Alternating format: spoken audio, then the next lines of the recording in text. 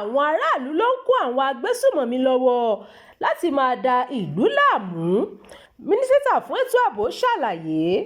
Mínísítà fẹ́tò ààbò Nàìjíríà Christopher Musa ti sọ pé àwọn ohun èlò ìjogun tí Amẹ́ríkà ṣẹ̀ṣẹ̀ fi ránṣẹ́ sí Nàìjíríà jẹ́ ojúnà láti fòpin sí ìpèníjà ètò ààbò tó ń bá Nàìjíríà fínra. Musa nínú ìfọ̀rọ̀wánilẹ́nuwò kan tó ṣe pẹ̀lú ilé-iṣẹ́ ìròyìn ṣàlàyé pé lára àwọn ohun èlò ìjà náà ló jẹ́ èyí tí ìjọba Nàìjíríà sanwó fún láti ọjọ́ pípẹ́ tí àwọn míì sì jẹ́ àjọṣepọ̀ orílẹ̀-èdè méjèèjì láti pọnkún ètò ààbò. Ó ní àwọn ohun ìjà náà máa ṣe ìrànwọ́ gidi fáwọn ológun Nàìjíríà láti kojú ìgbésùmọ̀mí, ìjínigbé, àwọn agbébọn, àwọn ìwà kòtọ́ tó máa ń wáyé lẹ́nubodè àti bẹ́ẹ̀ bẹ́ẹ̀ lọ. Ó fi kún un pé ìjọba ń gbìyànjú láti mú àlékún bá akitiyan rẹ̀ nídìí ìgbógunti ìwà ọ̀daràn pẹ̀lú lílo ìmọ̀ ẹ̀rọ láti fi kojú àwọn ìṣòro yìí.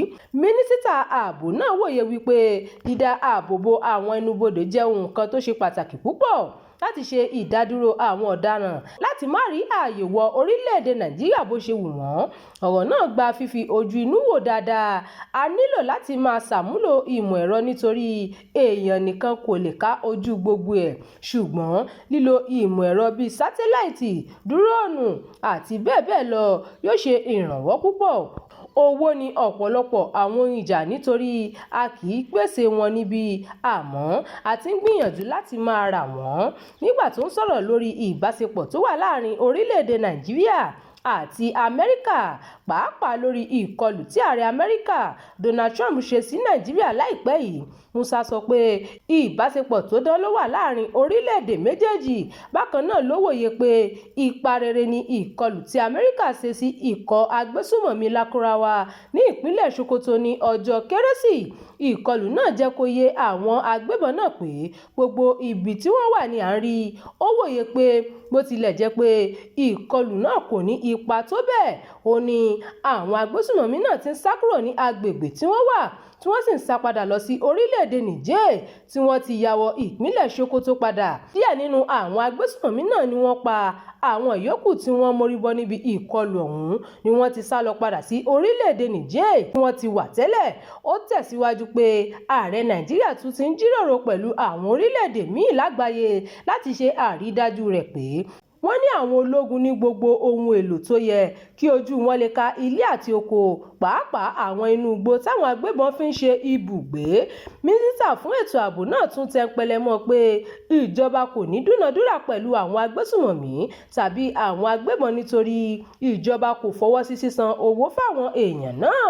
Ó ní gbogbo ìgbésẹ̀ tó yẹ ni àwọn ń gbé láti ṣèkìlọ̀ fáwọn ìpínlẹ̀ tí wọ́n ń ṣe bẹ́ẹ̀ nítorí ìgbésẹ̀ náà yóò máa fún àwọn agbébọn náà ní àǹfààní láti túbọ̀ máa ṣe iṣẹ́ ibi wọn lọ ni. Ó fi kún pé àwọn ń ṣe gbogbo ohun tó yẹ láti rí dájú pé ìgbáyégbádùn àwọn ológun ni àwọn mú ní ọ̀kúnkúndùn àti pé kò sí ológun kan tó lè sọ pé ìjọba ń fi owó oṣù tàbí àjẹmọ́nú dun àwọn mọ́ lásìkò yìí. Ìròyìn fún ti àkókò yìí kò ní jù báyìí lọ. Ẹ má gbàgbé láti tẹ̀lé ìkànnì yìí. Ẹ máa bá wa pín ká kí ẹ sì fi èròǹgbà yín sí abala àríwísí. Abdulkareem Nimot ló ti ń jábọ̀ ìròyìn.